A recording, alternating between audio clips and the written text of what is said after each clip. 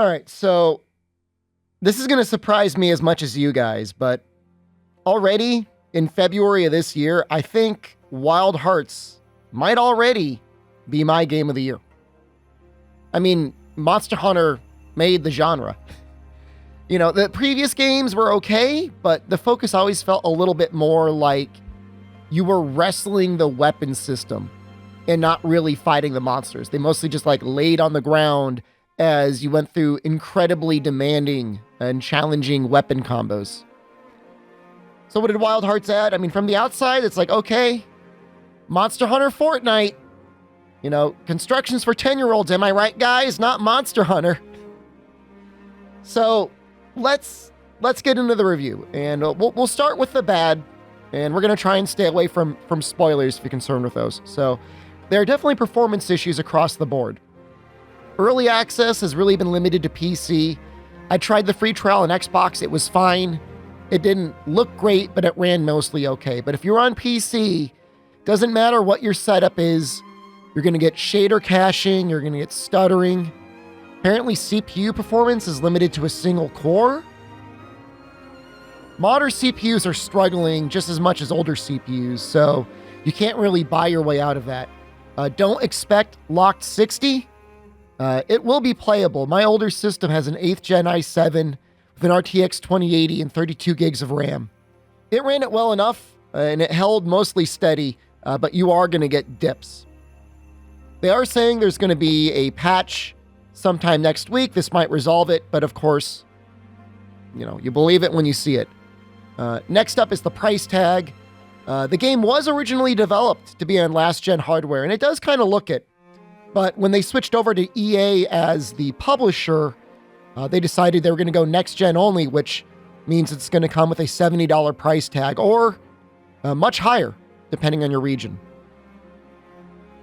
Hunts are limited to 3 people. For whatever reason, usually Monster Hunter being the default, hunting has always been 4 people in a hunting game. But I believe they said that due to the Karakuri devices, they decided to limit it to 3 players. This could be a challenge for groups that always hunted in 4. To me, this could be a pro instead. I always feel that 4 players is a clown fiesta. 3 should be fine, but something for you to be aware of. They have said that they do not plan any microtransactions outside of the initial premium edition that you could buy. However, this is EA as a publisher. So again, I will believe it when I see it. We'll see if they can actually go the release cycle with no paid cosmetics. Good for them. On the topic of EA, by the way, you got to know that if you're on PC, even if you buy the game on Steam, the EA launcher is required to be installed.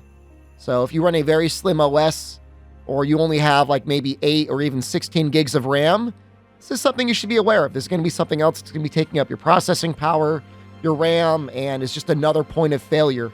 I know at one point while I was streaming, I saved the game, exited the game, and when I tried to relaunch it again right away to correct a sound bug, it said, oh, you don't have a local save, and your save isn't finished uploading to the cloud, and I basically crapped my pants. I did wait 5 minutes and it fixed itself, but that is not cool. There should always be a local save with a cloud save as a backup, not your cloud save, and oh, by the way, you don't have a save anymore. So, something to keep in mind. All right. All the bad things out of the way, I want to get into the good things. And there really are a lot of good things. So, it's almost inflammatory to say it, but I think because of how long the game was in development, Wild Hearts feels more like a hunting game than Monster Hunter Rise. And I'm not looking to open up a huge philosophical debate, but to me, Monster Hunter always felt like a game that's about positioning, risk, and reward. Rise removed almost all of this. Wirefall recovery, instant, almost infinite healing with max potions and mega potions, instant full blocks and evades that I'm willing to count. There's just no real sense of tension or danger in Rise unless a monster juggles you and kills you because you've got no wire bugs to recover with. In Wild Hearts, you're going to regularly find yourself on the receiving end of attacks that put you in immediate danger. In fact, even in low rank, there are attacks that will almost definitely one-shot you in hunt-appropriate gear. Drinking a potion now is a little bit risky because you actually slow down when you drink them. They don't heal a ton, and they're limited in supply. Not only that, but the monsters are no longer stuck to the ground like they were in Toukiden. And if you want to actually topple something, you either got to use your Karakuri device or actually get damage enough to cause a topple or a break or something else. Now, the Fortnite blocks, the Karakuri devices, again, I get it. You look at them and you hate them. You're like, this is not Fortnite. They're going to be a pain in the ass. Are they overpowered, underpowered? Why do they put them in the game? And I'm not going to go into a huge list of all the Karakuri devices, but suffice it to say, it is very easy to make them, and they're fun to use. You know, the environment itself is fun to go around in, and every Karakuri device gives you another method of moving around the world itself. You've constantly got food or items for crafting, and even then, you know, you get to decide what the layout looks like. You get to set your tents, your radars to find the monsters, the items and sort of areas you can build that will allow you to create better food. All of that is kind of fun to do because you make it. It's like the theory behind IKEA furniture. IKEA furniture, let's face it, it sucks, but because you built it, you've got like a little bit of pride in it. You're like, it may be a crappy table, but I built that crappy table. It's the same thing about your hunting environment. You built your own hunting environment, so you've got a certain amount of pride or annoyance at yourself, not the game, if things aren't set up in the perfect way. Early demo footage made it seem like the Karakuri device was going to be stacking 3 boxes and spamming jumping attacks on a rat, and I gotta tell you, that's not the case. Outside of your first hunt, you will immediately find things that will be happy to destroy even a reinforced wall. So it gets harder. And as for the difficulty, I know I mentioned one-shots. Only the post-release Reddit meltdowns will say for sure, but the game is absolutely going to serve as an ego check for a lot of people. Unless you're running mega coward range strats, you're going to have to learn your positioning, actual evasion, actual ideal combo timings, possibly animation canceling with the Karakuri blocks.